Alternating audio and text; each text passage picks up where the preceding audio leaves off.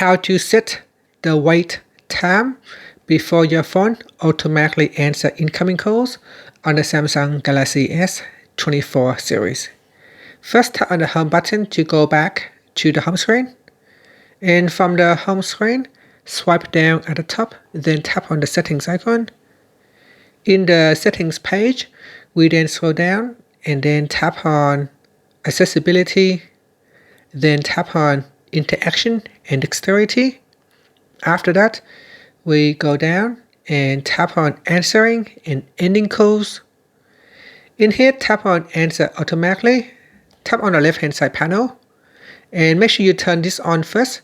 If you don't turn it on, this bottom part here is disabled, so turn it on to make the bottom part becomes active. Once it is turned on, you can choose between after 2 seconds, after 5 seconds, after 10 seconds, or you can set a custom time. In here, enter in your custom time. For example, after maybe say 7 seconds, then tap on set. And that's it. After that, tap on the back key to go back to your previous screen, or tap on the home button to go back to the home screen. Thank you for watching this video. Please like and subscribe to my channel for more videos.